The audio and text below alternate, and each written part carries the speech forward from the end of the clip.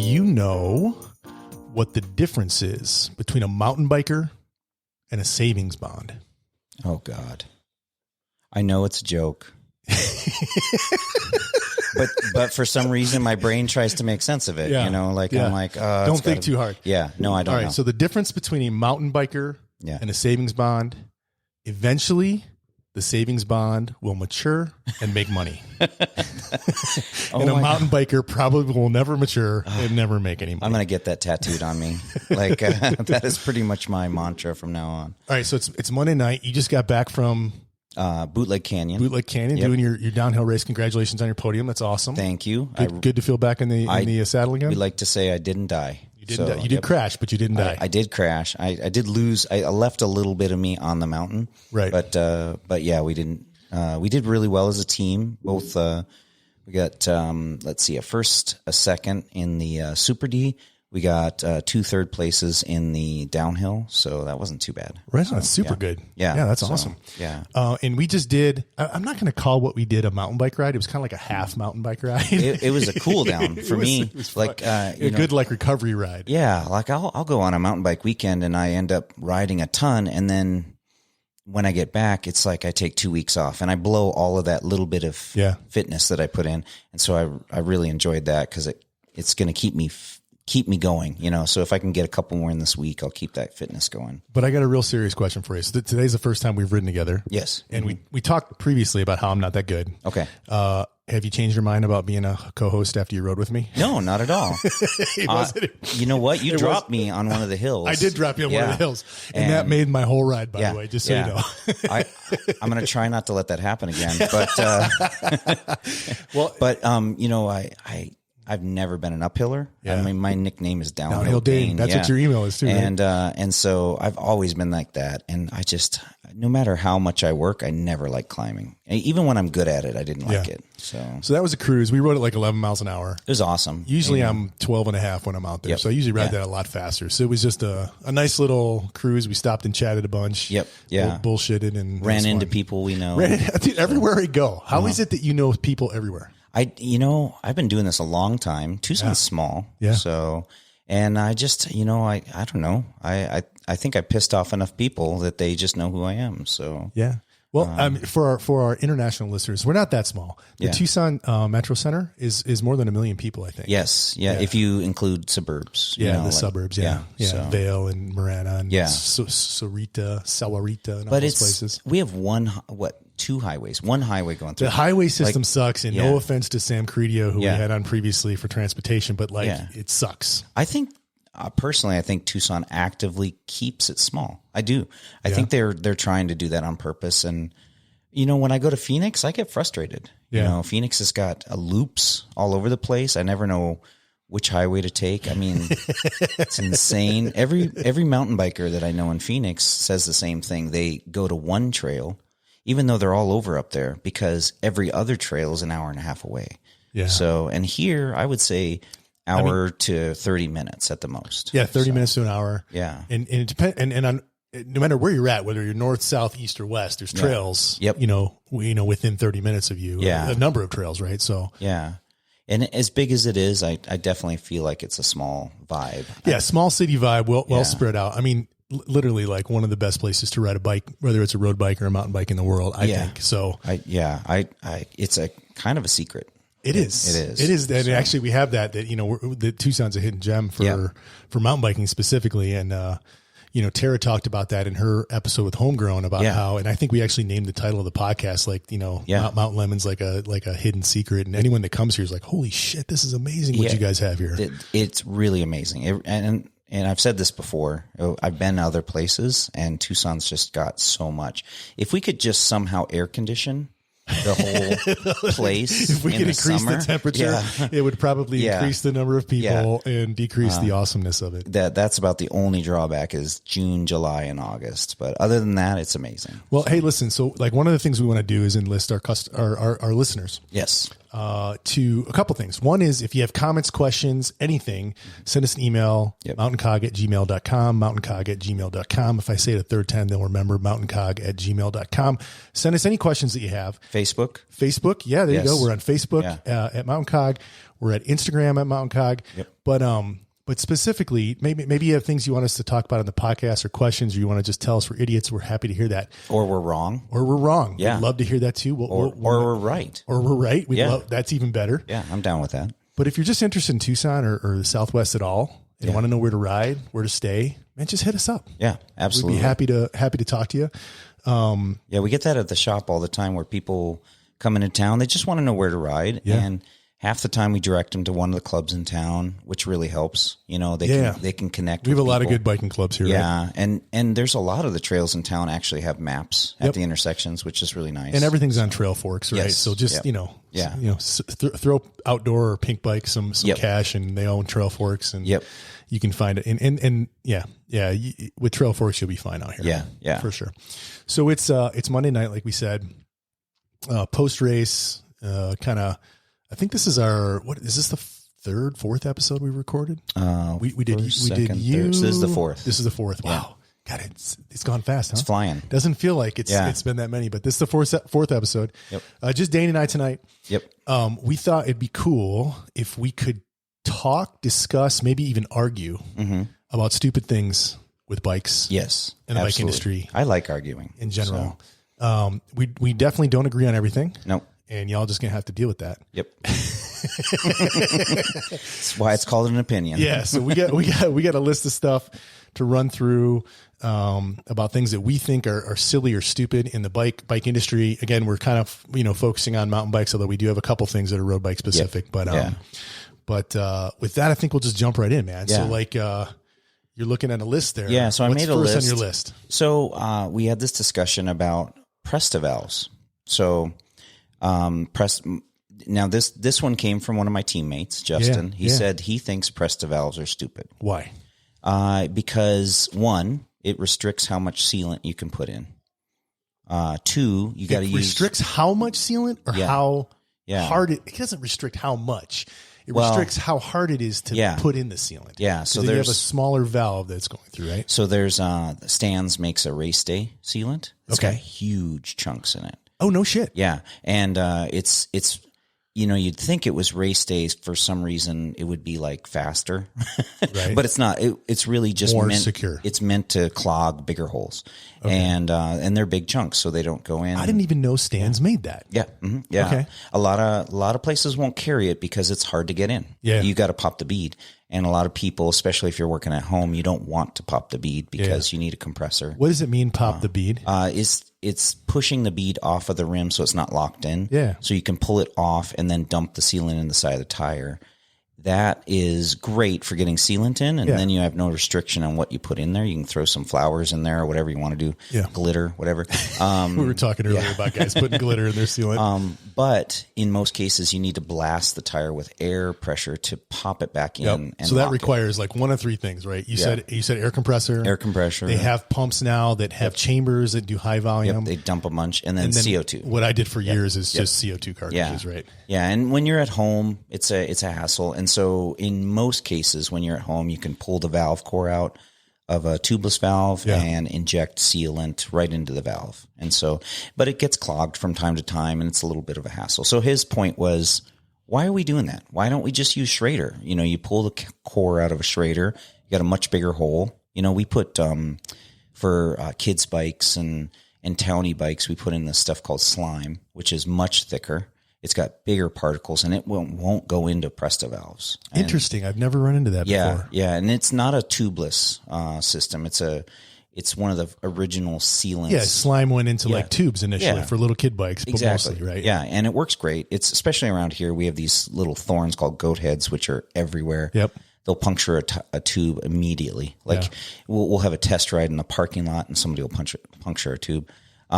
So the slime won't go into Presta. That hole is too restrictive. It'll go into Schrader. Just Schrader. And his point is, hey, Why do not you know do what that? the history? I don't. Do you know what the history of a Presta valve is? So like why they were, because I think Yes. originally it was Schrader valves because that's what like car tires. Well, Yeah. because bikes came out before cars so did. I don't know I can't read you the definition Yeah. or, the history out of Wikipedia or whatever. I know that in Europe, Presta valves were developed and often when you have things develop in different areas, they develop differently, Yeah. But the reason they keep going is they're very efficient and they work great with hand pumps. Okay. So back in the 80s and such, when you're riding and you're pumping up your tires, you can use a hand pump. Silica, those long Silica, yep. or Zeffel was a big brand. Yeah. They So you're talking about the small, like frame side pumps, the ones that you would like mount on your bike. So real small pumps. So the mechanism of the pump just needs to have an outer seal go around there. There's nothing that has to plunge and hold a spring open. Okay. And when you take a Presta valve and you unscrew that little nut at the top, you can let air in and out by pushing it down, but the air pressure is what shuts it. There's no spring. So when you put air in it, you push air against that valve and it pushes right past it and goes in. And then it shuts it when it wants to come out. So it's a really efficient valve. And that's really, I think, the reason it was so popular and took over, especially on high-end bikes. And it tended to work a lot better with simpler pumps that were on your bikes, and you don't have to have that little mechanism, that little plunger inside that opens the valve and keeps it open. So for not knowing for sure, that sure sounds like a really logical explanation. Yes. And if you're listening and and that Dane's wrong, please let us know. Well, and there's this thing called a Dunlop valve, which is totally different. What the fuck is that? I never even heard of that. Crazy. And I can't even... It's similar. It's like if you took both of them and they had a love child. That's a Dunlop. Okay, so if a Schrader and a Presta had a love child. Okay, yeah. And so you'll see those in Europe, and we see them every once in a while. Somebody will come over and they'll have the tubes in their bikes that have Dunlop valves. They're really goofy. Can they work with like a normal pump? Like what do you use the Presta or the Schrader side? Or is it like truthfully don't have I think you put a Presta adapter and you can make them work. Okay. But I am really low experience on those. Okay. I've run into them and just been frustrated, and I just take them out and put a regular You're tube like, in. Sorry, man. Yeah. You have a different Yeah. And it happens every once in a while. It's that same guy who's got his rear brake on the left. Oh, God. And then I go take a test ride and flip over in the parking lot, It's just different, and we get used to it. What do they do in Canada? Because when we lived in England, so Lacey and I lived in England, that's when we first started mountain biking. Yeah. And the first bikes we bought was, rear brake on the left. Rear brake on the left. And I went over the handlebars within like 5 minutes of riding that bike. Yeah. And then we quickly said, screw this. We're going to switch the cables. Exactly. I don't know. I've ridden at Whistler. Yeah. So I've ridden in Canada. I believe they have them the way that we have them, but I honestly don't know because I didn't ride everybody else's bike. I've also heard that a lot of guys, even Americans that are moto guys, because motorcycles are the other way. But you have gone back and forth between motorcycles and bikes. Yes. Yeah. So is that a hard thing to do? Well, I had a bad lesson. I'll tell you this bad lesson. So I used to run a team called No Brakes. We raced all over. This is a mountain bike team, right? Yep. Yeah. Downhill mountain bike. And we raced all over the country. And we had a couple guys who were really into reading articles and magazines. And in the magazine, it was like, hey, why don't you train on a motorcycle? And we called it desensitization training. So you'd be going down. No, seriously. Yeah, it is. No, you laugh, but it's true. I can't even envision what the punchline is here, but go ahead. No punchline. Okay. You're going through a forest on a dirt road and you're hitting stuff at such speeds and big stuff that you start to forget that you need to swerve around it. And that's what you need on a downhill bike. You have to get your brain trained to just go over stuff. Like how fast do you go on a downhill bike? You can hit easily 30, 40 miles an hour. Okay, so if you're training at 60 or 70 miles an hour in rougher stuff, then 30 miles an hour doesn't feel as bad. It desensitizes you. So and so they I thought that was like a porn thing. No, I didn't know where you're going. No, it literally. Well, yeah, I guess so. But no, we called it that. We actually trained that way. We would go to stairs and ride downstairs on motorcycles. No, this is on bicycles. This is bicycles. Okay, but we called that desensitize. Also, we would basically do these huge stairs. Ride down them, and you're riding on the top of the stairs and going fast at a steep descent, and it's narrow and it's tight, and it just gets you used to that kind of motion and understanding that you don't have to have a smooth terrain. What's the best staircase in Tucson? Oh God, it's got to be down at the U of A, right? Yeah. Maybe we shouldn't talk about it. I would never ride this. No, but I would never. Just by looking at it, you're not allowed. Yeah, I would. But if I did, if someone were to, and if I were to name it, which I would probably name it Stairway to Heaven, and. I'm gonna have to insert a clip of Led Zeppelin right now. I don't have it on call. And in no way are we condoning that anyone goes down and names stairs. Yes, but there are stairs that you can do that they'll have landings in between two sets, and you can gap them, and so you can pull up from the top of one set and then gap the whole staircase, and then you land on the stairs. On the next staircase. Yeah, just like you're doing a drop. You're gonna have to tell me where is Stairway to Heaven? I'll show you. Okay, you show me. That way nobody knows. Right. But that training was desensitization. It would basically train you, and then when you went out to a trail, you would look at the trail different. You would look at that trail, that descent, and that stack of rocks. Yeah. And you would see the tops of the rocks that you could just ride down, and your brain would be okay with it. So back to the original, why I'd never flipped my brakes was we had some teammates that decided they ride motorcycles and they're going to do that. They're riding motorcycles all the time, so why not set your bike up like your motorcycle? So your muscle memory is the same. Exactly. And one of the guys, Dave, great guy. One of the best guys I've ever met. I wish I still knew him. He's up in Phoenix, but we lost contact years ago. Dave, get a hold of us. Oh, I can't even remember his last name. I feel bad, but he's an awesome guy. Yeah.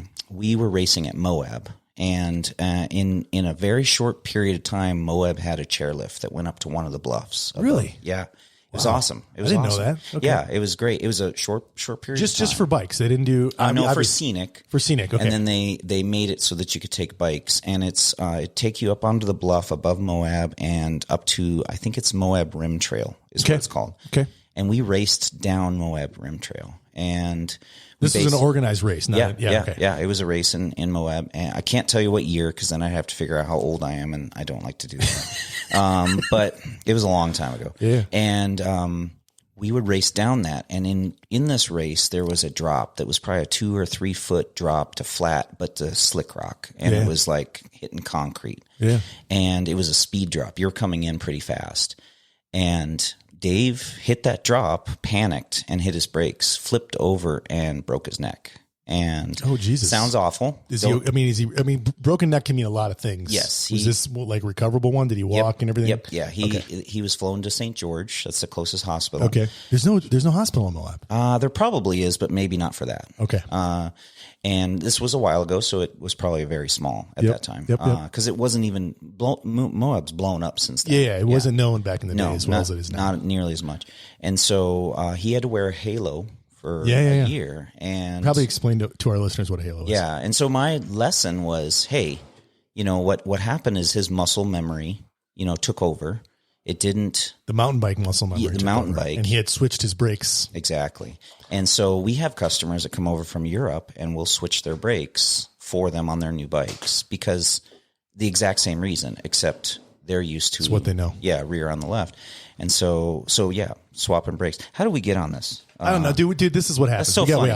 That's so funny because we were talking about Presta, then we went to Dunlop, then we went to Europe, then we went to your brakes on the wrong side. But these are all stupid things, so that's good. Yeah. But I want to state. So right there is a stupid thing that's maybe not even on our list is flipping your levers. Yeah. If you're going to do it, at least think about it. And all these stupid things, I got to put a disclaimer out. We're going to say that these things are stupid, and somebody's going to be like, "Well, I do that, and I'm not stupid," and you aren't. We're just no, I think they are. Well, seriously. Somebody this is going to work for. To each his own. Yeah. These are all opinions. Yeah. But while we're on like Presta, yeah. Okay, let's stick with that theme. Okay. Because I've got one that I want to talk about, and I think it might be controversial. Okay. All right. So I got a new gravel bike, Lightspeed. Yep. I'm a Shimano guy. Yep. We're going to maybe argue about that later. That's okay.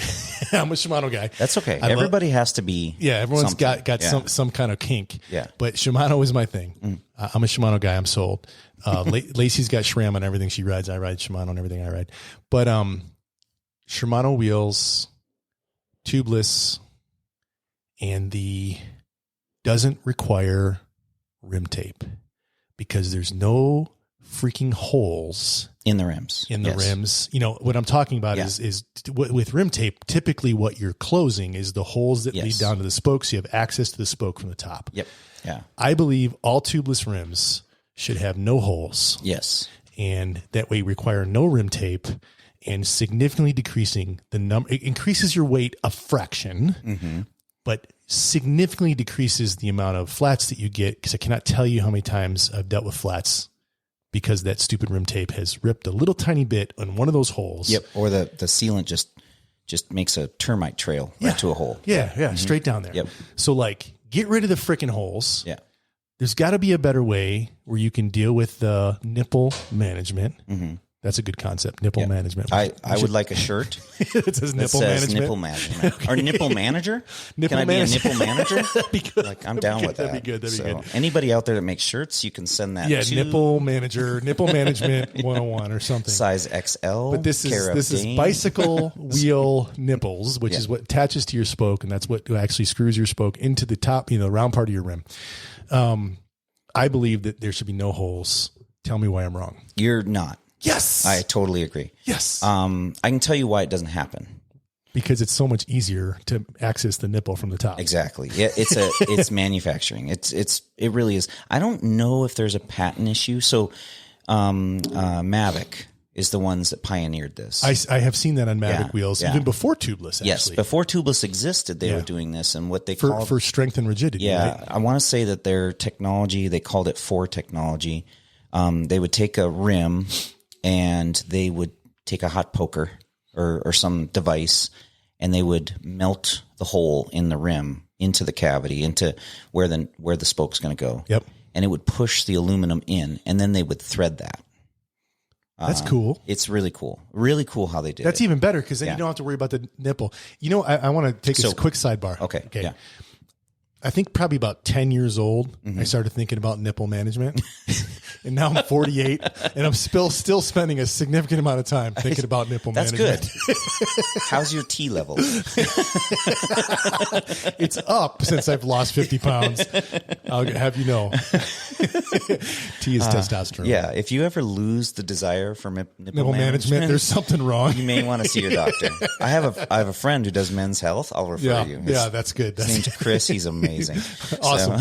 Okay. So you agree with me on that. So a Mavic came out with that, and not necessarily for tubeless at first, but it worked great. And they came out with what's called a UST system, and they actually developed the tire rim interface, which was UST, Universal. I don't know. It's French. I don't know.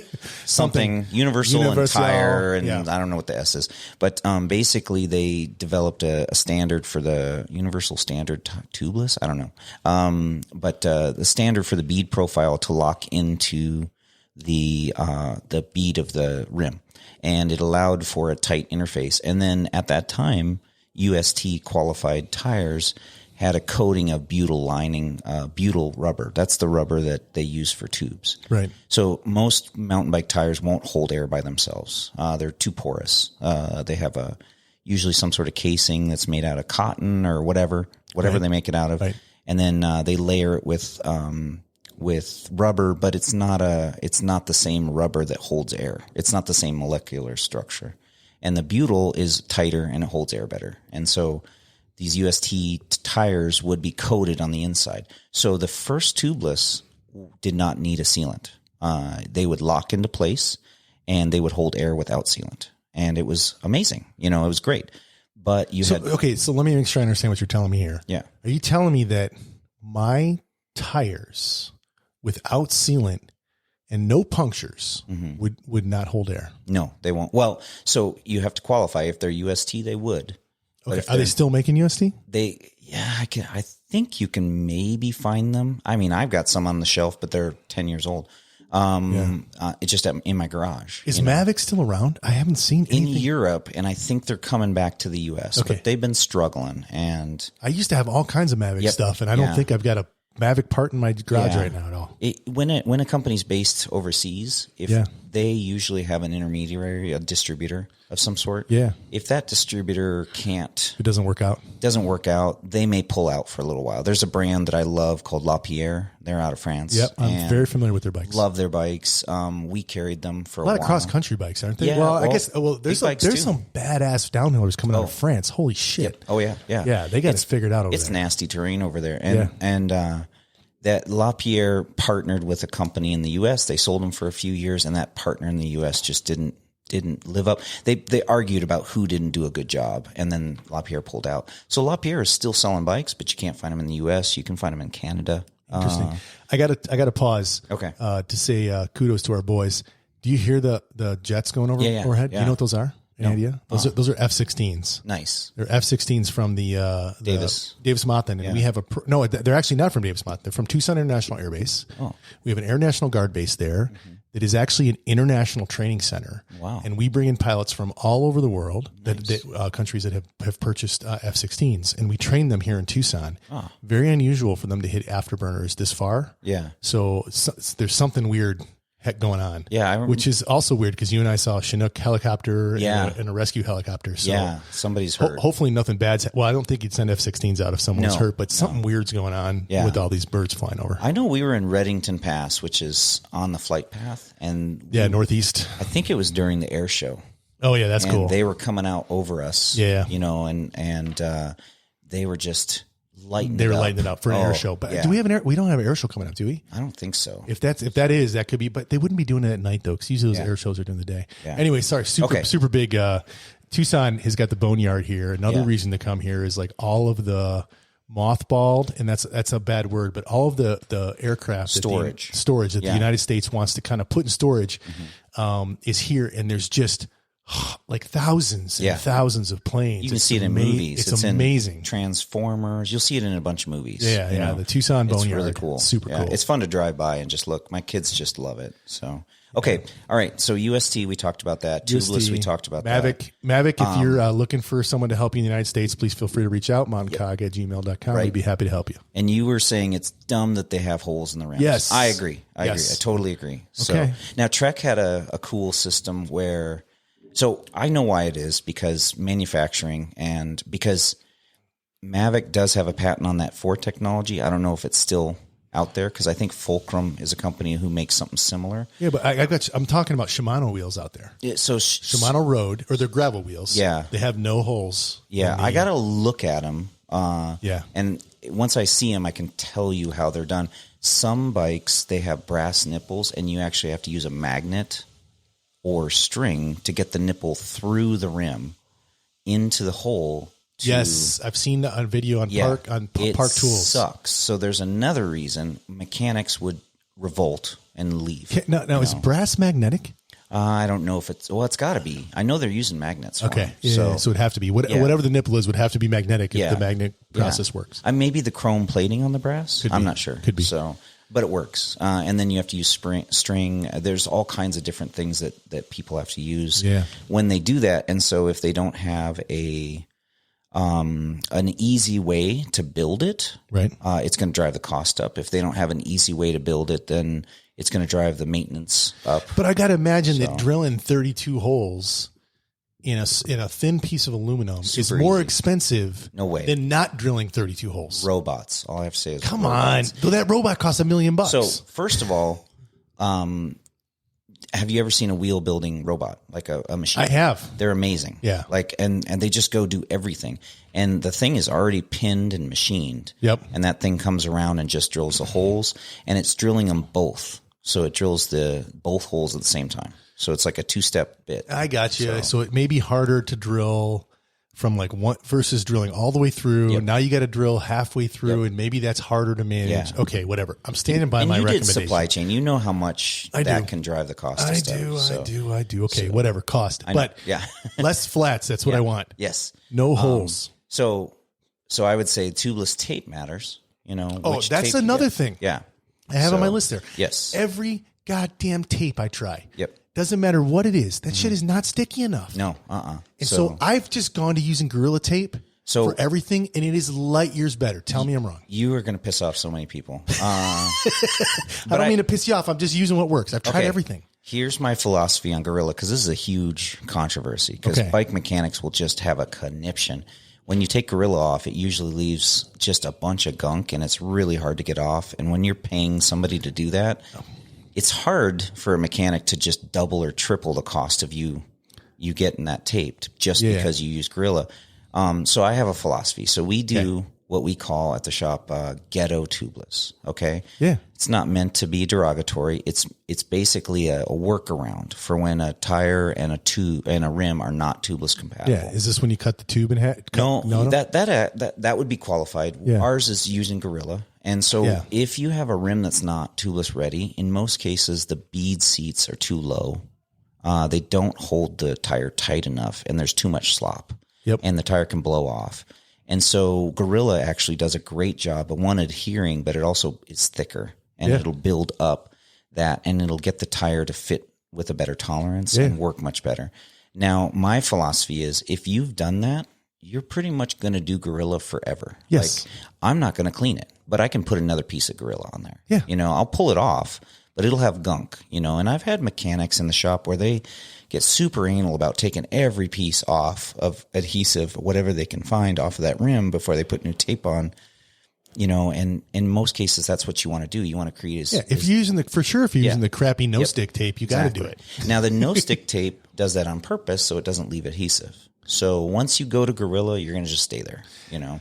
I got to tell you, man, I don't have a bike shop and I haven't done hundreds of wheels, but I've done 100 wheels. Yeah. Yeah. I've never had any problem with gunk on my tire pulling the Gorilla off. Although I will tell you, once you go Gorilla, you really don't have to pull it off that much. No, that's true. I mean, it's almost like the life of the wheel. And with one tape. Let's qualify that we're talking about waterproof Gorilla, not duct tape, not electrical tape. Yeah, I'm talking about 1 inch Gorilla. That's what I use is 1 inch Gorilla tape. Yeah. Black Gorilla tape. Just the normal 1 inch Gorilla tape. And it's like $3 for like 50 wheels. Yep, exactly. It works fine. There's nothing wrong with that. And if you're good with it, you're good with it. Yeah. And the controversy really is the attitude that some mechanics have, and they get a little snooty when you bring Gorilla in. So I won't bring any. So if any of those bikes out there are going to be taped with Gorilla, my mechanics don't care. You know, just don't expect them to pull every piece of adhesive off. They're going to just put. If you're going to put Gorilla back on, exactly. Why do I care? Yeah, exactly. So you probably won't even have to pull it off. Frankly, I mean, at the shop we test tons and tons of. So what's the best tape out there so far?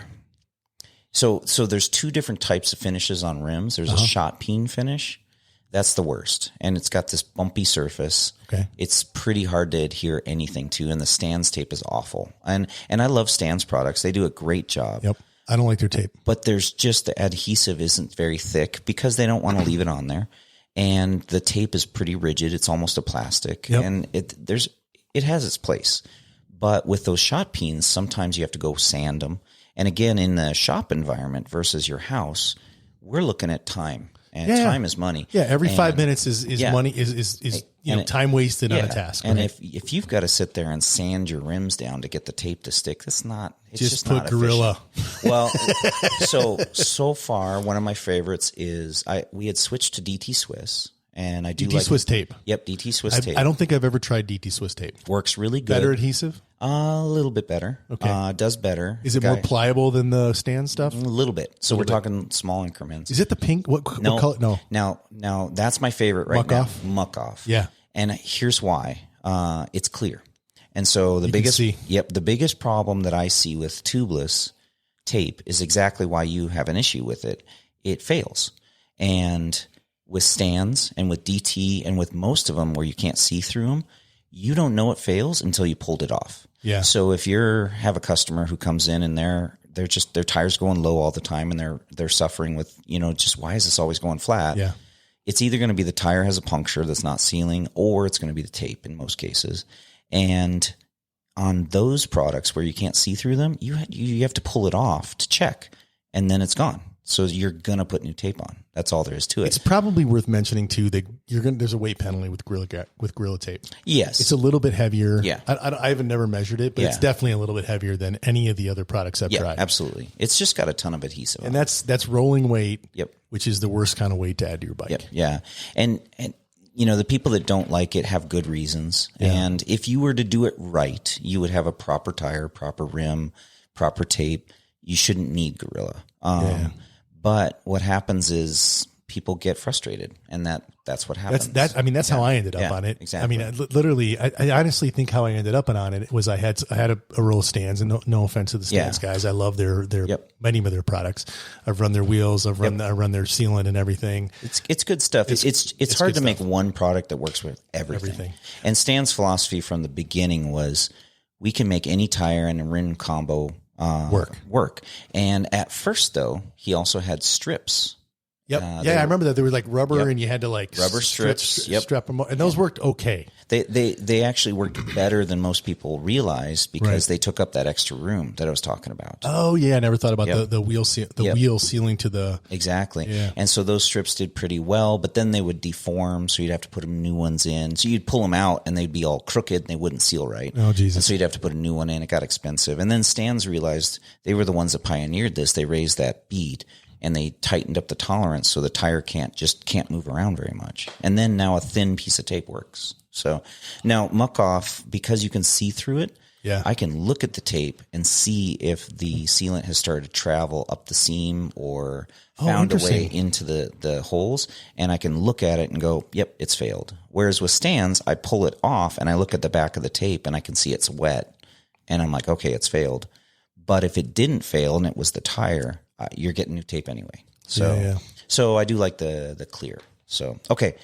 Sorry, dude, that's okay. That's okay. We got a big list. Well, we don't have to get to the whole list. No, but there's lots of stupid stuff. There's lots of stupid shit. We can do a couple episodes on stupid stuff. Okay, so we covered this whole section right here. Yeah, we covered all the. Well, did we cover all the tire and rim stuff? Oh, for the most part. I got another tire thing. Yeah. Okay. All right. So there's a new channel I'm watching. I just discovered. It's been out for a while. It's called Sid Fixes Bikes. Okay. It's on YouTube. Okay. Great channel. Is this Sid Vicious? Because No. It's not Sid Vicious. But I do like Sid Vicious. Yeah, okay. This is a lady. All right. SYD. Sydney, I think, is her name. Okay. I just guessed at that. Maybe it's not Sydney, but Sid Fixes Bikes. And it's Sid and Mackie. Mackie is her boyfriend or fiance or husband or something. He is it appears he's like an established bike mechanic. Okay. They're both very, very accomplished mountain bikers. I'm not quite sure if they're pros or what, but I think maybe they are pros. Maybe she rides for Niner or something. She's always riding a Niner bike. Anyways, she gets hurt and decides she doesn't know how to work on her bike. Decides she's going to learn how to work on her bike. And so the whole concept of the videos is, it's Mackie filming and Sid doing all the maintenance. Okay. And Mackie's kind of giving her like coaching and helping her along and teaching her while she's doing it. Okay. So he's not just letting her fumble through. No. So she's teaching us and he's teaching her. And it's all in like a polite, not a demeaning way or anything like that. It's super entertaining. Yeah. And the type of maintenance they do is like deep shit. Okay. It's more than you would get on most of the channels. So like, how do you take apart a Shimano derailleur and adjust the clutch? Okay. Yeah. How do you replace the bearings in a hub? Okay. So it's kind of like next level. I mean, they have some other stuff too, but it's kind of like next level, like mechanics, right? Yep. Stuff that you don't normally see or you don't normally do. Yeah. So I'm enjoying it a lot. Yeah. And I've totally lost my train of thought. What the fuck were we doing? Oh yeah. Okay. Here's what it is. Why the hell do I have to watch a 1 hour video from Sid Fixes Bikes, which is a great video, by the way? They're sponsored by Maxxis, on choosing the right goddamn tire. Oh, God. Like between the 700 different types of casing, the 700 different types of compounds, tread pattern, the size of the tire. Jesus Christ. Like, it's so complicated. I need like I need a doctorate in we're talking about stupid stuff in bikes. Yes, it's so complicated. I don't even know. I have like analysis paralysis. This is one that's on my list. Okay, or it's not on my list, but it's on my list now. Stupid stuff in bikes. YouTube advice on tires, I feel like, is stupid, and here's why. I have a guy who comes into the shop and he goes, Dane, I want a forecaster. This is a Maxxis tire. Yeah. I want a forecaster. I'm like, we've never carried a forecaster. It's a deep loam tread. It's made for loam. It's almost a mud tire. What? Yeah. Are we talking about the same thing? Yeah. Yeah. Okay. So even with their new design that made it more like a trail tire? I haven't carried them in a while because it's not been a regionally popular tire. Okay. And that's my point. I'm starting to see a lot more of them. This is my point. A guy comes in, asks me for something that some guy on YouTube told him that he should get. Yeah. And that guy just follows his advice like it's gospel. Yeah. And that's stupid. Because if you really want to know what to ride, talk to the people that ride. Because a forecaster might be great in the PNW, but it's not great in Tucson, Arizona. Exactly. I don't know if that's the case. Everybody's going to have an opinion. But if you're talking to the guys on the trail that you ride, they're going to have a better idea of what tires are going to work well on that. Yeah. And you're going to get a better consensus than some guy who lives in Washington State. You know? Okay, so make sure that the advice you're getting is applicable to the area that you're at. Yeah. But in defense of Sid and Mackie with Sid Fixes Bikes, and this is not an advertisement for them. I just found the channel and I'm like enthralled by it. But they don't recommend any specific tire. Yes. They're just kind of explaining to you what all the different compounds are, what all the different casings are, what all the different sizes are, what all the different tread patterns are, so that you can like look at where you ride and make the best decision. Yeah. And they do that in the manufacturing. They'll have a chart. Yes. You know, and it's analysis paralysis. Yeah. You get so much info and it's hard to discern. That's why the advice coming from somebody that you're riding with on the same trail has a value that's higher. Your local bike shop. LBS. Yes. Your local bike shop, those guys ride. If they don't ride, like why? They should ride, you know? Like why would you work in a bike shop and make peanuts if you don't ride a bike? You're like right, you better be riding a bike if you're working in a bike That's shop. another stupid thing in the bike industry is why bike shop guys don't make more money. It's tough. But I would say that all of those different things allow for people to really put the right tire on their bike for the conditions, and the manufacturers usually. So now I just talked to one of our manufacturers and they were telling us basically they're slimming down their line. They're getting rid of a lot of sizes. So like a 235 is going away and they're making a 24. You know, so like what the hell's the difference between a 235 and a 24? Exactly. Really? And their point is why did we have both? You know, and they had both. Yeah. You know, and so they're getting rid of some of those. That's helping. Yeah, they're just slimming down what we call the SKUs. Yep. So in the shop we have SKUs or barcodes, or like your product number. Yep. And they're slimming down the SKUs. And I think so. For instance, on a downhill casing, you know, you've got reinforcement on the side. You've usually got a stiffer sidewall so that it doesn't pinch flat as easy. And then in most cases, you have a softer compound for grip, but you may not want that on hard pack. You know, for instance, if you're in wet conditions on mud, we used to run Intense, used to be one of our sponsors for our team. Yep. Intense Tire Systems. I don't even know if they're still around. I don't think I've seen an Intense tire in 10 years. They were one of the first ones to use that stealth rubber, that sticky rubber on tires. And we would run that in wet conditions and it was amazing. It would grip like crazy.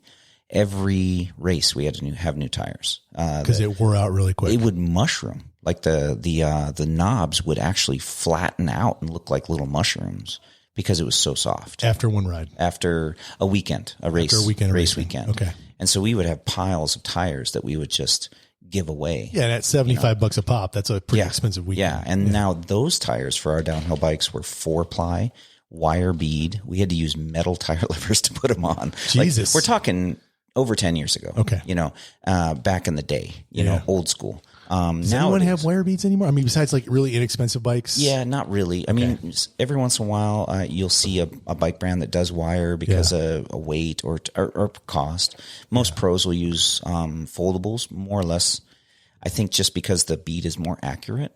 And if you're wondering if you have a wire bead or not, if you bought your tire and it was folded, it's not a wire bead. Yeah, exactly. Yep. It's got some sort of Kevlar type bead. Yep. And then so Maxxis, for instance, is a good example. They have an EXO sidewall, which is a protected sidewall. Around here, it's so jutting and volcanic, it's really sharp. And so we have to be careful of the sidewalls. And they came out with an EXO Plus. Yeah. And so I have a lot of customers that come in for that. And we've kind of switched to move towards that. You're getting better results out of that. Exactly. And in fact, in our shop, we've made a decision, instead of carrying the non-protected sidewalls, we don't even carry them. And so, and that's a regional thing. So if you go on Amazon and you get a tire and it has no protected sidewall, and then you come out to Tucson, Arizona, where it's volcanic sharp rock, and you're going to slash your tire. You're going to slash your tire, but the shops regionally are not going to carry that because they're not going to get good results. Damn you, Dane, for being like logical and reasonable. I'm pissed because there's too many options. Well, and so it's so hard for people to figure. I mean, I had to watch it. I mean, I understand it now. Yeah, and I'm deep into the bike nerdiness. Yeah. It took me an hour of my time to just be able to to be able to go and figure out what tire I need. So I'm in the industry and I still have that. Like I still get frustrated. So do you think it's stupid too then? I do. And here's the weird thing is you'll always have that guy that's riding the Forecaster on hard pack and doing great. You know what I mean? Like, to each his own. They'll be out there, you know, there's nothing wrong with that. But when he complains that he can't find it in a shop, it's probably because that's not a regionally appropriate tire. You have not sold me yet that the Forecaster is a bad tire for Tucson. If they have changed it, that's have you tried possible. it? No. I think we're going to have to put some Forecasters on and go try it. I'll do it. Let's do it. You just get me the tires. I'll get you the tires. I told Don't you own a bike shop? Why do I got to get you the tires? I do. Well, we talked tonight about a set of tires that I got from a company we won't talk about. And they were awful for me. Now, they made my bike feel so slow unless I was in a gravity situation. And then they weren't really anything stellar. Like the interesting story is that Lacey, so I came to your shop and I got a Barzo and what's the back one? Did you get a Mezcal. Yeah. Mezcal and a Barzo for Lacey's cross country bike, hard pack, Tucson desert. Yeah. And your shop manager was like, why are you putting a Barzo on the front? No one does that. What the hell is no one in Tucson does? Like, because Lacey does. So now you have another person. Yep. But she originally sent me to get Forecasters for her cross country bike. Yep. Yeah. So and we talked about the Barzo, right? Yeah. And what did I say is going to happen to that tire? I can't remember. The little knobs in the middle are going to wear out super fast. Oh yeah, hell yeah. Dude, I'm replacing those damn tires every 2 months for her. And what did Lacey say why she likes that tire? Because it's so fast. No. Oh, because the sidewalls. It corners. Or the side lugs. Yep, exactly. Yeah. And when you look at the tire, you can see why she likes it. Okay. Now the idea, if she came in for advice, we would take that input. I want a fast tire that corners great. We would find a tire that has a little bit closer knobs. Yep. Together in the middle for fast. Yep. And it'll last longer. Yep. And then we'll focus on those side knobs staying the same. Yep. And that's in the Vittoria line, that would be an Agero. So now here's the only problem is because those little knobs on the Barzo are spread apart, there's less material and they're lighter. And so then with the Agero, you're going to have a little more weight. So there's always a drawback. And this is that analysis paralysis you run into. I would not recommend that anyone kind of follow Lacey's lead. She lives her life kind of on the edge. So I would imagine that it's probably not the best tire, but she likes a little bit of that sketchiness in her life. That's why she married me. Yeah. So to touch on my comment about YouTube, like there's a lot of good advice. I use YouTube all the time in the shop. There's also a lot of shit advice. There's a lot of shit. You have to use your head and you have to kind of go through things. I would say that, looking to your local bike shop to get some advice is good as long as you have a good bike shop. There are if you're going to a shop that 90% of their business is BMX and you're buying mountain bike tires from them, you may not get the best advice. Yeah, that's a good. So how can someone gauge? You're in a new town, you walk into a shop. Yeah. How can I look around and be like, yep, this is a place for me, or, oh shit, I probably should go somewhere else? It's funny. I went to Colorado Springs and I was by myself and I was going to do some riding. And I wanted to know what's the shop to go to. Yeah. And I did searches, Google searches and kind of, I walked into one shop.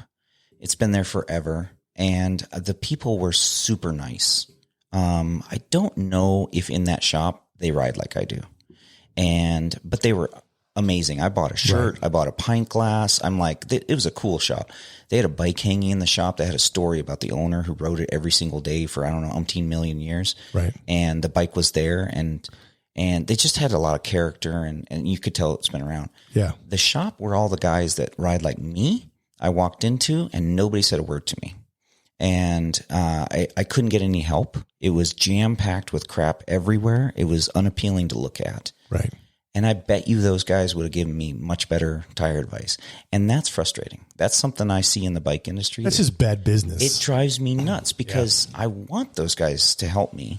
because they probably are going to give me good advice on where to go and what tires and pressure and like, where I can ride. But the bro culture, was, and they weren't doing it on purpose. They weren't snubbing me on purpose. They were busy, shorthanded, and it was a tight, small space. And they just, we have this problem with mechanics, right? Yeah. Our mechanics are amazing, and our mechanics are stuck out in front of everybody. They have to talk to people. We force them to. But in the bike industry, you see often the mechanics are stuck in back because they're often not the most chatty people. They want to focus on their work. They don't want to get distracted.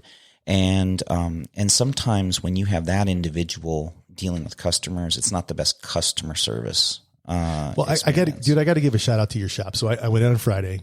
You were, I think, on your way up to Las Vegas. Yep. Yeah. Tyler was out getting lunch. Yep. So there was the owners. No owners. Owners weren't in the shop. Yeah. I walked in. They didn't recognize me.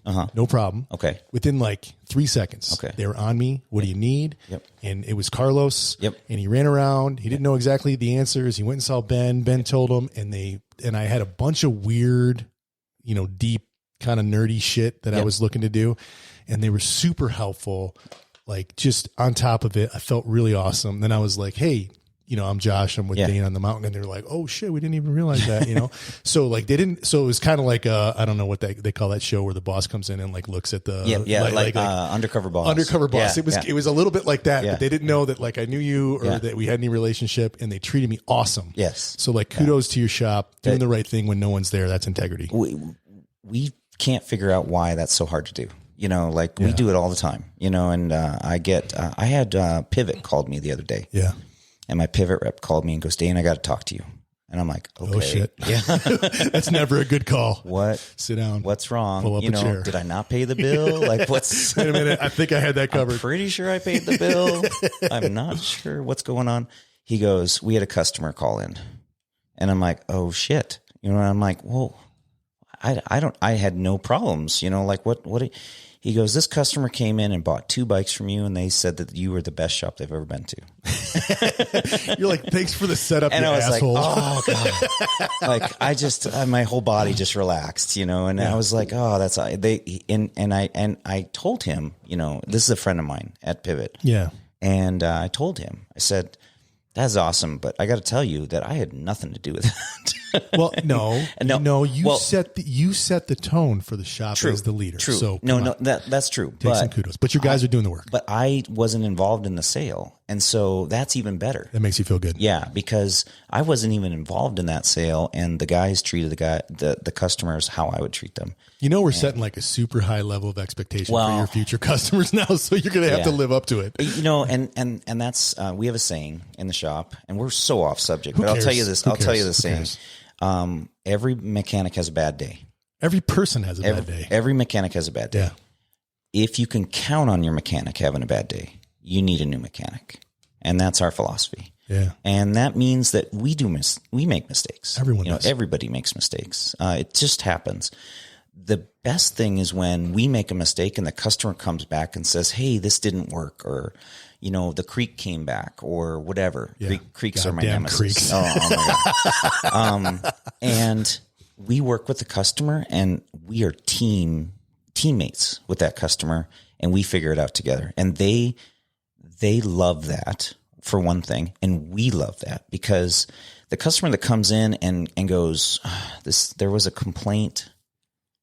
I think, a tire got put on backwards. Oh, I've done that before. Yeah, I've done it. Damn rotation arrow is never, that's another thing that pisses me off. The rotation arrow needs to be more visible on all tires. Why can't they make it big? Yeah. Like, why can't it be or like colored easy? or something? Yeah. Like, Jesus, like I got to get magnifying glass to figure out that is a stupid thing in bikes. Yes. The rotation not being obvious, and this podcast has turned into stupid things about wheels.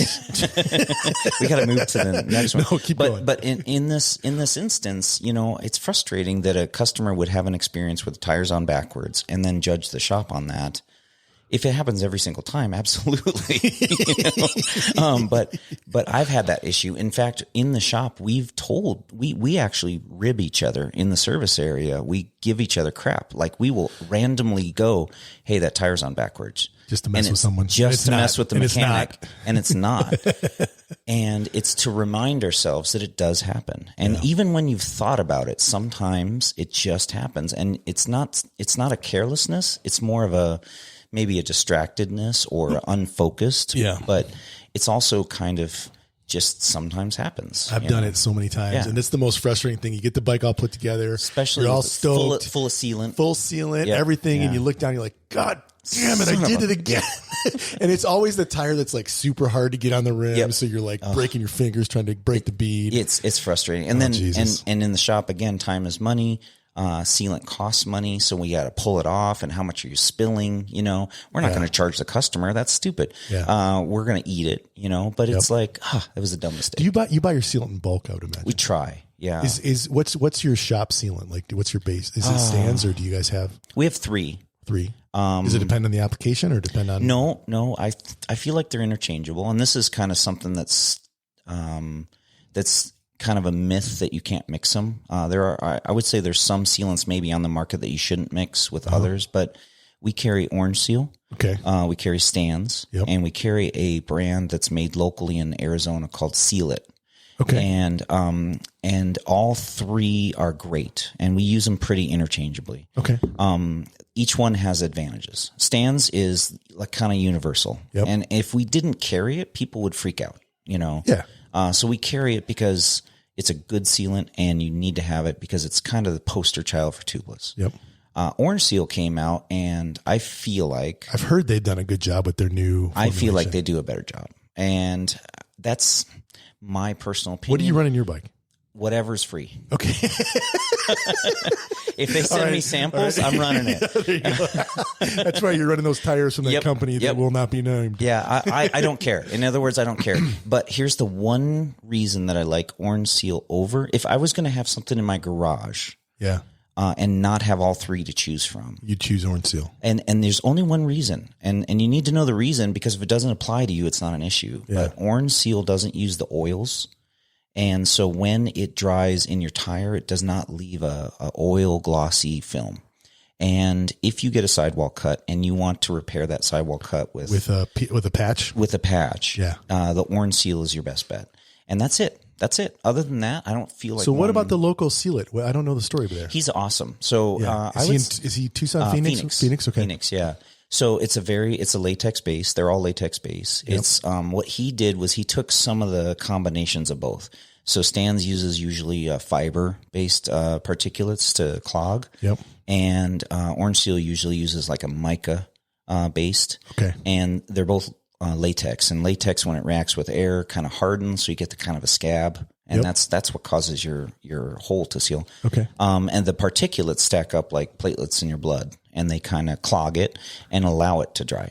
And so we were talking earlier about slime, right? Well, slime doesn't dry that fast, and that's why it doesn't work as a tubeless, because it'll work in a tube because it'll actually bridge between the tube and the tire and clog it.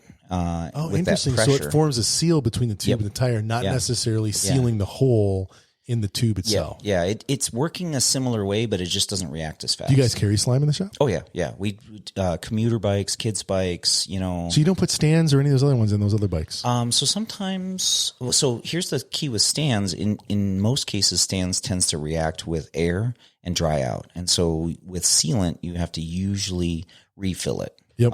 Like every, but slime does not. Slime's like a 2-year shelf life. Oh shit. Yeah. And so, well, how frequently should I be in Tucson in the South Desert Southwest? How frequently should I be refilling my?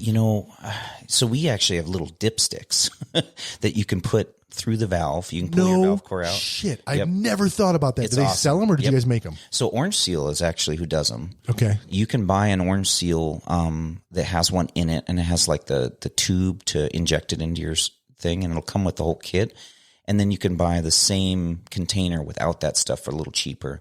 But we actually sell the dipsticks by themselves. Thank you for costing me more money. Yeah, and they're nice because you can stick them in.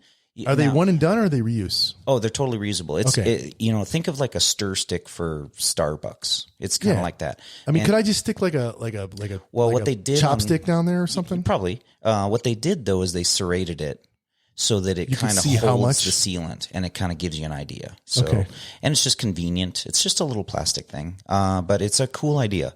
And so you can put that in and kind of see if you got sealant level in there. You can shake it and kind of get an idea. Sometimes, I've shook my tire.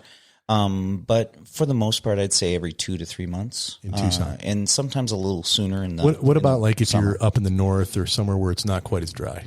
Probably maybe go longer. I don't know, and that would be a great question for one of the LBSs. We'll get a hold of Fanatic and actually and it'd be great if some customers chimed in. Yeah, if you live in PNW, some listeners chimed in. Yeah, if you live in the PNW or anywhere up north, east, whatever, where it's not 115 in the summer, where it's not super dry and 30% humidity. Yeah, how frequently do you refill your sealant if you don't have a puncture? We'd love to hear. Okay. All right. Let's switch gears. Got a long list, and we're one line down. This is what I'm saying. This is what happens every time we get together. We have this. Maybe we need to make our list shorter because we don't need. I'm going to skip the flat mount road bikes because they're just this road bike thing. Road bike brakes, flat mount road bike brakes. They're just. Why do you don't? Why? Why do you not like? I think it's awesome. You have one less part. Well, it's the interface. One, there was already an interface out there. We already had post mount. So now we got different calipers. So I'll give you an example. I'm building a monster gravel, and I'm using a mountain bike frame. What the hell is a monster gravel? It is. It's going to be. You sound like Mike Levy right now. Yeah. You're like down country. You're like similar. Is that a real term? Monster gravel? It'll be rigid fork.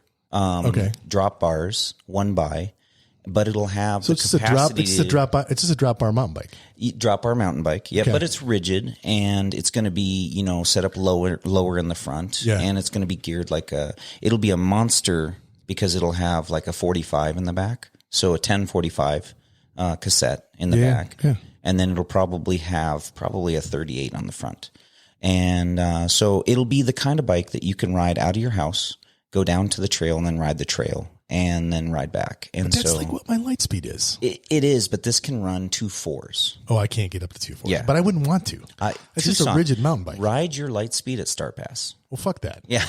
I won't even ride my 121. Well, I have ridden the 12110. And I prefer to ride trail bike at Star Pass. This is like extreme bike packing. This is a bike that can handle any terrain. You're building this? Yeah. How many goddamn bikes do you need? We talked this isn't even for me. Who's it for? It's just to sell. Oh, to sell. Okay. It's a custom frame from a guy who builds them in town. I got it used. Who's the frame? It's called Healer bikes. Like if you had a dog. Is that one of Bohemian's students? Do you know?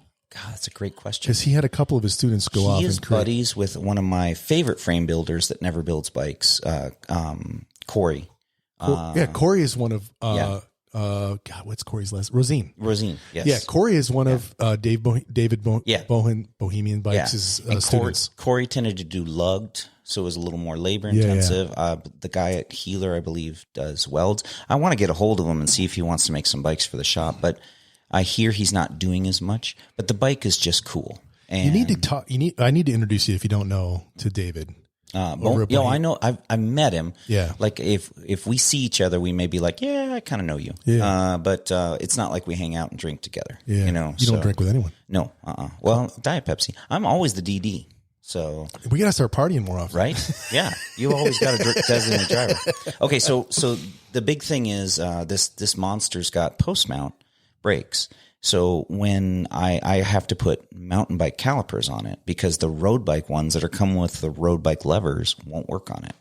And so you have some obscure, weird build you're trying to do. Okay. And it's not working. All right. Good point. Good point.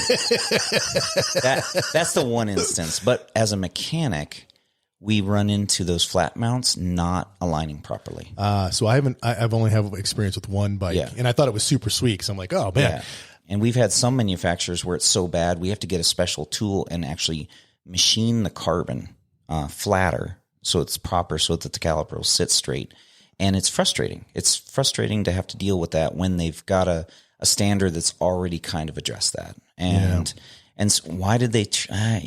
There's reasons they changed. I'll tell you that one of the main reasons is they wanted to keep that rear triangle of the bike clean and small. and they wanted less wind resist. They put it in the wind tunnel. Yeah, well, they put it in the triangle instead of on top, so that their chain stays could be softer and give you a smoother ride, and they wouldn't have to be beefed up. Whereas not a big deal on a mountain bike. Yeah. And so I get why they're doing it, but it's still frustrating. Okay, we skipped that one, so let's go to. We skipped it, but we talked about it for 5 minutes. Well, so that gets to the next one, which is standards. Okay, what's stupid in the bike industry? Why can't they stick with some standards? Like, well, okay, so you know why? Well, how many bikes do you have out in the garage? I don't know, 16. 11 or 12, 15, 35. Yeah, there's a lot. There's some in the back that you didn't see. How many different bottom brackets do you have? There's a lot. Yeah. But you know why? I don't. Okay, so I agree 100% that the standards is super frustrating as a bike mechanic or a bike shop owner or anyone that's trying to do anything with bikes. Yeah. But like, if I'm a company that's a for-profit company, then, and I make a good product, then just like my Apple iPhone, and I have a iPad and an iWatch and a MacBook and an Apple TV, because they all work together seamlessly and they don't work with Google shit. Yeah. And so I can't integrate my Alexa. As a matter of fact, I've retired my Alexa and bought an Apple HomePod, which is a substandard product to the Alexa, I think, to the Alexa. I can't remember what they call it, but like the home, whatever, like little round speaker thing. They've got me hooked. And I have to buy Apple products. Okay. And so as a business, it makes sense to build stuff that doesn't integrate. Okay. Your analysis is shit. And here's why. So it depends on your lens. No, go ahead. No. Go ahead. So here's what it is in the bike industry. You're dealing with a frame manufacturer. So that would be like your Apple. But then your frame manufacturer is not making the bottom bracket, not making the cranks, not making the wheels, not making the headset. Okay, so if you're not... So they can't do that. Okay, if it's not like your products, then I don't understand it. I don't either. And so they're... Okay, now I'm going to... So my analysis is not shit. It is because they're not even close to the same thing. Not even close. Like in Apple, they're making everything themselves and they're making their programs work with their things. If Trek Bicycle made a bike and then made the cranks and the bottom bracket. Okay. I'm coming on to your side of the equation now. In fact, your analysis is better in cars. Like Ford makes the car, then they make the engine and they make all the parts. And so you can't just stick a Ford, I don't know, alternator into a Chevy. Like they won't match up. I mean, and so that's a standard that they've created and where they have one standard for theirs. And I actually respect that more, because we're all used to it, right? In bikes, you've got Trek has one bottom bracket and Ibis has another bottom bracket and then, and Pivot's another one. And then you get into Rocky Mountain and they're all over the place and they keep going back and forth on what's better and what's worse. I can tell you in bottom brackets that fundamentally everybody loves the threaded because it creaks less. Press fit sucks. Press fit sucks. That's what everybody says. Okay. Do you agree with that or no? In our shop, the amount of press fits that we see creak are minimal. Really? Now, I'm going to preface that with two things, and I've experimented with this. One, we do carry Pivot, and Pivot is super anal. Do they make, is their stuff press fit? Press fit, yeah. All of it's press fit? Yeah, but they're super anal. Super anal. So they have really good tolerances, and so you have less chance of... I've been there. We'll go there. I want to show you how they test these. Yep. And it's like, it explains a lot of why that is. Now, I'll add an example of their earlier bike that was aluminum and not carbon, and it did have creak issues, and we couldn't fix it for one of our customers. It's a local guy. I love the guy, but he won't come back to me because he bought a Pivot from me and we couldn't get his bottom bracket to stop squeaking. And he got rid of the bike because of it. And so it's not like they were infallible, but this was 10 years ago. Yeah. Okay. So the other thing is that we do a special treatment to the bottom brackets to get them to not make noise. And most of this... what is the treatment that you do? I can't tell you because then every bike shop will do it and we won't have a competitive advantage. So, okay. So if you have a squeaky bottom bracket, go ahead, I don't even care. I'm just kidding. No, we use a Teflon paste instead of grease. Teflon paste. Yeah. So most of the noise that you hear with a creaky bottom bracket when it's press fit is the plastic in most cases, like Shimano bottom brackets that are plastic. Yep. moving inside the shell, and it's under load. Sometimes it's well into the ride, so you've heated the bearings up and you have a heat difference. Yeah, so that changes the thermodynamics. So that what we found is that the grease will eventually go away, especially in Arizona. You can put your bike in the garage in 115 degrees out. Your garage is 120 or more. Yeah. And the grease, 150 actually. The grease will melt away. It will actually leave. Like evaporate. It just literally melts out of the bike. And you've seen these bikes before. You've seen they've got some sort of film near the headset. It looks yellow. Or the bottom bracket. Yeah. That's the grease melting out. And shit. Yeah.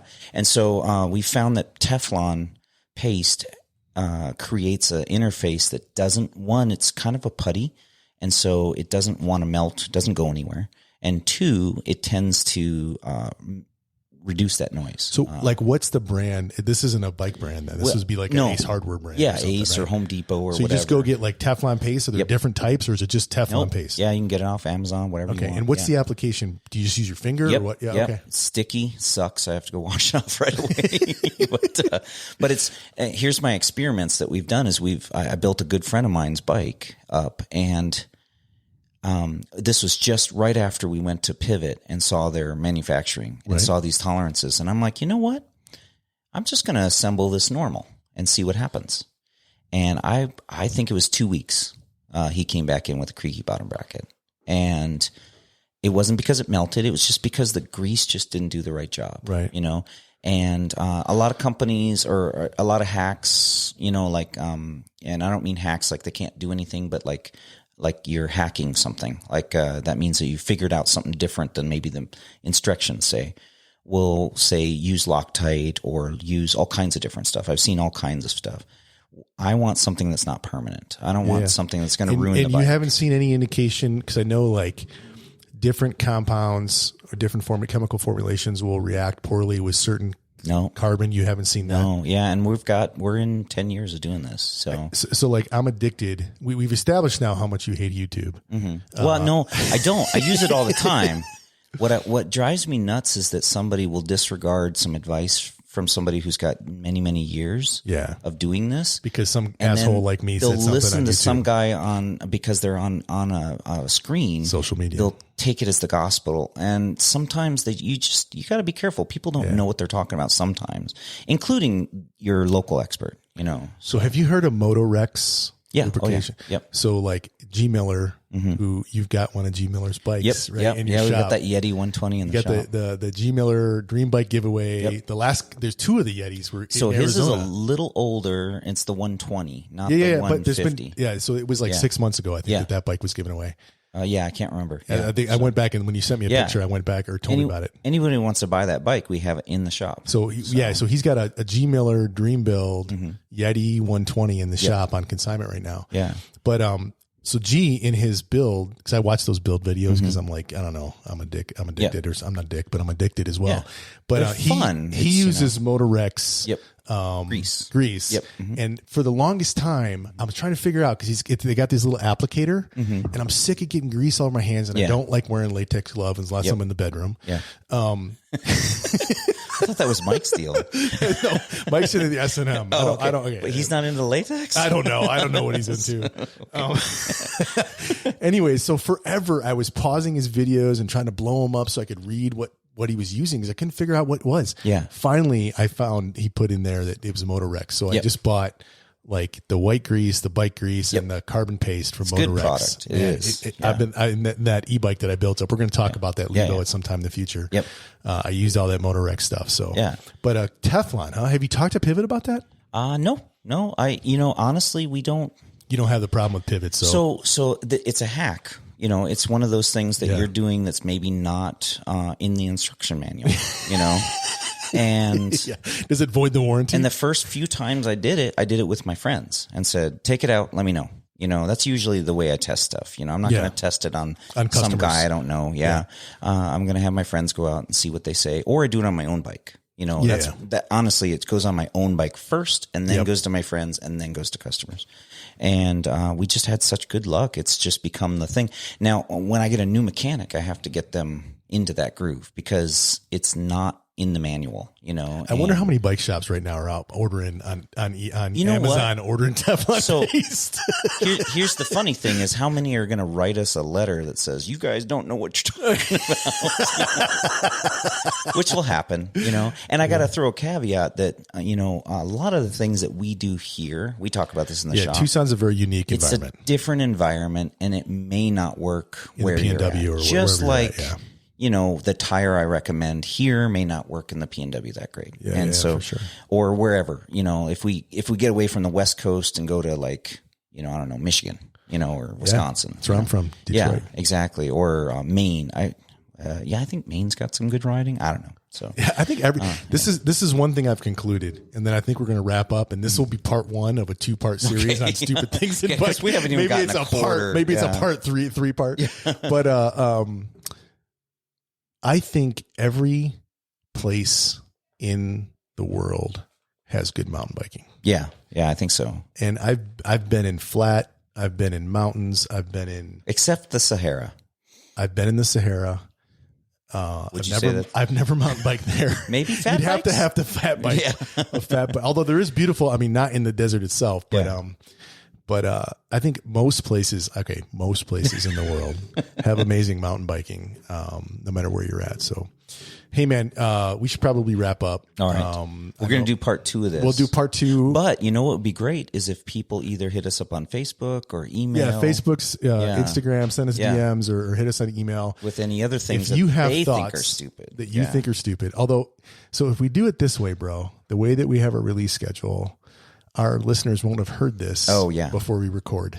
That's true. So let's do this. Okay. We'll release this episode, you know what? And then we'll give it some time, maybe in like 2 months or something. We'll record another episode after we get feedback from this. How's that sound? All right. Well, another thing I'm going to try is I'm going to go on Facebook and put the question up. Okay.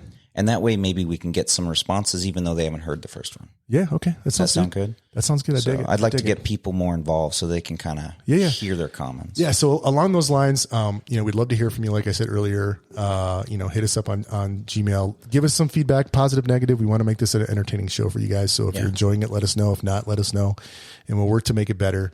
Go out to Apple, give us a review, that 5-star review. We'd love. Go out to Spotify or wherever you get your podcast, and give us some reviews so we can see what's going on and continue. Tell a friend. Tell a friend. Yeah. That's another thing. Yeah, please tell a friend. In the shop, we always say, if you're happy, tell 3 people. And if you're not happy, just shut the fuck up. Just don't say a word. Except for to us. We want to hear that feedback. Yes, yeah. Hey, we appreciate our audience. We appreciate you guys. Thanks so much for listening to us. And man, take care.